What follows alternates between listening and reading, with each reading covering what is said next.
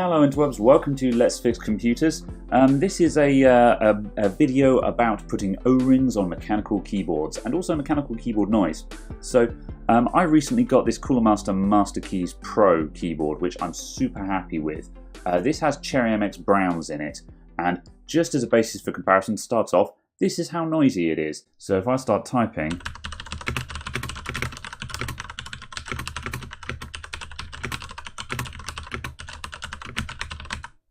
that's the kind of noise we're dealing with here.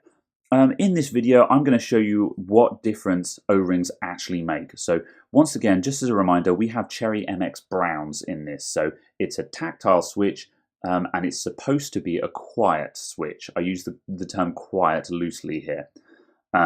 So in order to actually change our O-ring setup, I've got a keycap removal tool here that came with the keyboard. This is sort of a glorified puller tool.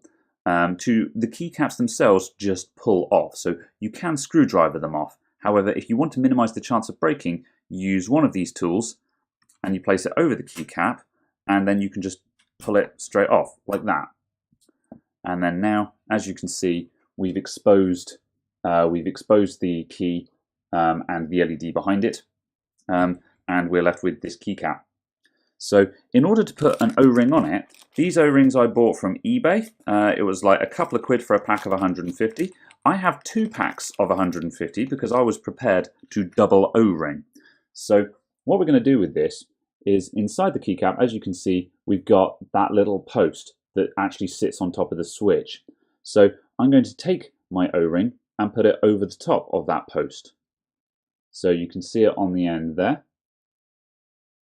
And then I'm going to push it down. I'll just use my keycap puller to do this because I forgot to bring the tweezers that I also specifically bought for doing this job home with me. So we'll push that down. Make sure it's nice and even. Not that it particularly matters. I mean, it'll get compacted down anyway. So there's our result. As you can see, there's our O-ring at the bottom of the keycap. Now, obviously, the fact that we have put this O-ring on there, it will theoretically reduce the key travel of the keycap because we've made it the post shorter. So let's put that back on and see how we do. Now, I haven't noticed any discernible difference in either the feel of the key or the key travel itself. It does go down slightly less if I compare it to the other, but it's not to any problematic degree at all. This is only going to be an issue if you like really long key travel, which some people have a thing for. But personally, I'm not that fussy. Cool, so what I'm going to do, I'm going to put an O-ring on a selection of keys here, and then we're going to do some recordings and compare the different sounds.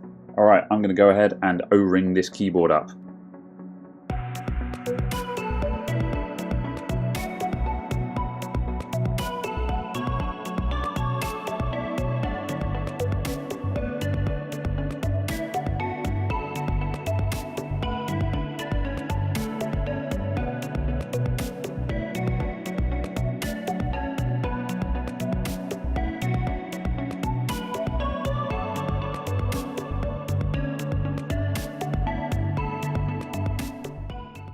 Alright, I'm finished, and that took me about 20 minutes or so to do. Bearing in mind that this is the 10-less keyboard, so if you have a full-size keyboard or even the medium one that has the 10 key kind of built into it, can't remember the name of it, it'll probably take you longer. But yeah, 20 to 30 minutes if you get on with it. I started out slow, I started building up speed, and I thought I was reasonably quick at this once I got to the end. Let's plug you back in. Alright. Camera, could you come out of night mode, please? Fine, whatever. It's not my normal setup. Okay, so let's see how this goes. So here comes the test.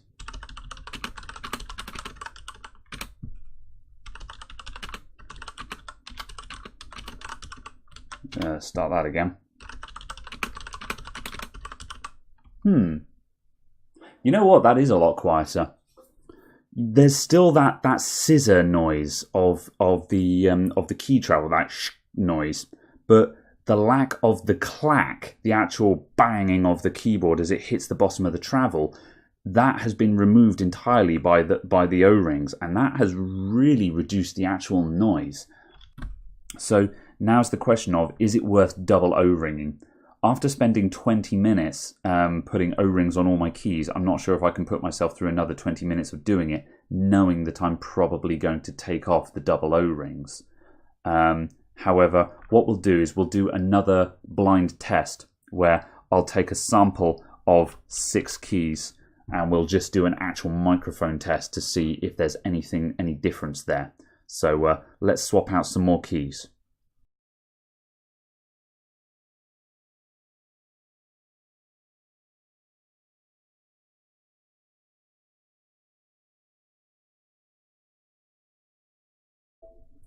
Okay, right, so here we go. Here is no O-rings.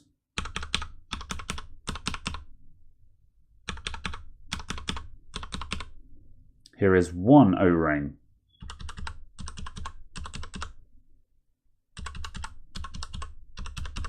And here is double O-ring.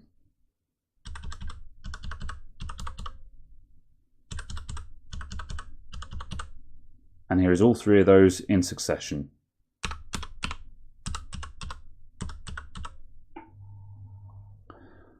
Alright, so I don't know about you, but I could hear a very slight difference on the double O-rings, a slight change in like the pitch or something, but there was no noticeable reduction in volume, whereas getting rid of that clack, that is very noticeable. That, you know, that bang of as the key hits the bottom of the travel, that really is noticeable. So to summarize, is it worth O-ringing your keyboard? Yes, I definitely say that's a flat yes. It doesn't make it silent, you know, that's just not a thing. It's still, even with O-rings, this is still probably at least as noisy as a completely knackered rubber membrane keyboard. However, the O-ring has very much cut out the really sharp clack as the keyboard bangs off the bottom of the travel. It has drastically reduced that, and that's probably the difference between activating your microphone and not activating your microphone. And for that reason, I say it's completely worth it. Double O-rings didn't make any noticeable difference as far as I'm concerned.